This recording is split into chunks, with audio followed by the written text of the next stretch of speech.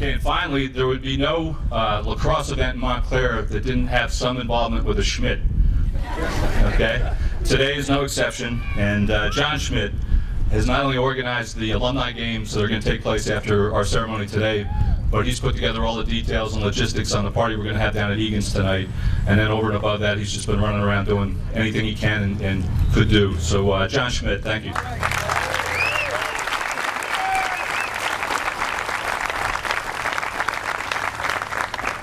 Okay, our first speaker today has made quite an effort to be with us today. He's in charge of evaluating the referees, the national referees down at Rutgers today. I know a lot of us that have found ourselves in the coaching profession think we do that every day from the sidelines, but this is official. So he took time out of his schedule to make this work. He drove up from Rutgers and he's got to turn around and get right back down, so we promised him that we would get him on first. Although Montclair lacrosse has had many great rivalries over the years, I think most of us would agree that the one that has burned the hottest and endured the longest is with Columbia High School. Bob Curcio coached Columbia lacrosse from '74 to '83. He was not only a coaching colleague, but also a great friend to Mr. Gibbs. I can think of no one better to share his thoughts about the men we honor today, New Jersey Hall of Fame coach Bob Curcio.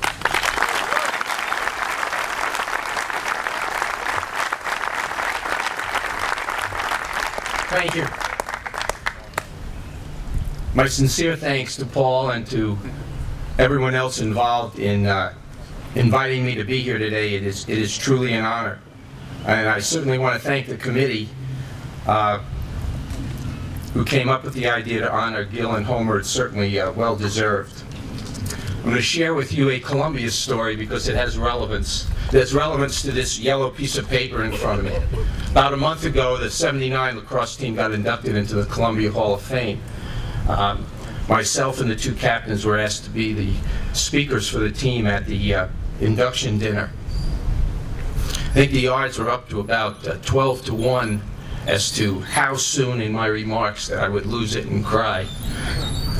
So I came up with this brilliant idea that if I wrote out my remarks and concentrated on reading them, it would not be a problem. And it wasn't till the last 4 lines. So I apologize ahead of time. I have remarks. I have greetings from Warren Kimmer. Warren's working with me down at Rutgers today. Some of you may remember he was the assigner for high school games during the time when Gil and I coached. Warren is now the national coordinator of officials for the NCAA. So he's the guy who picks every official who works every tournament game in the NCAA tournament at all 3 levels. So he's down there alone for the next couple of hours and wanted to extend his greetings to all of you. Let's give this a shot. Gil Gibbs, teacher, coach, role model, mentor, friend. A caring teacher who's affected so many lives in this community. A coach with an amazing success story. Builder of New Jersey's first lacrosse dynasty. A role model for all of us to do it the right way. A mentor to kids, and make no mistake about it, to coaches. Certainly, I'm one of them. A friend. We clicked almost immediately, despite the fact that I came here from a foreign country, New York,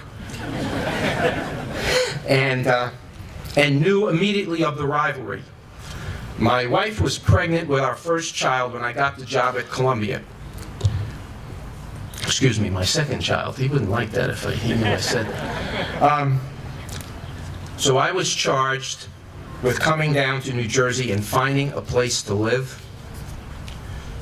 The women in the audience understand that that was not an honor given to me by my wife, but only because her gynecologist and obstetrician said, there's no way you're traveling. Did she even dare give me that responsibility? So I go into a real estate place in Montclair, and we're talking, and the guy says, what are you doing? I took the lacrosse job at Columbia. First words out of the guy's mouth, You'll never beat Montclair. I kid you not, I did not make that up. That's the first thing the guy says to me.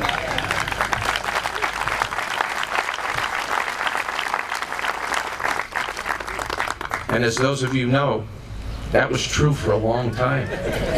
And part of the reason was that you wouldn't level this field until after I stopped coaching. But Gil and I shared a passion for the game, and we had a similar philosophy about taking care of kids. And we understood that this great game could teach life lessons. And to me, what set Gil apart was not only his incredible record, but for the number of lives he's affected so positively over the years. And I, for one, chose to imitate him. And I can tell you that unequivocally, any success I've had was directly related to the one brilliant idea I had, which was to emulate him.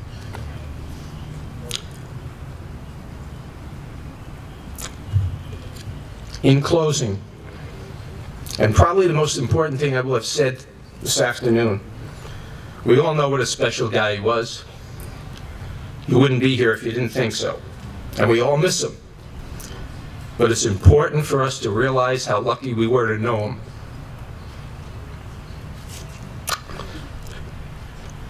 Not to have known him would have been the biggest tragedy of all, and would have put a void in many of our lives. God bless you all. God bless Gil Gibbs.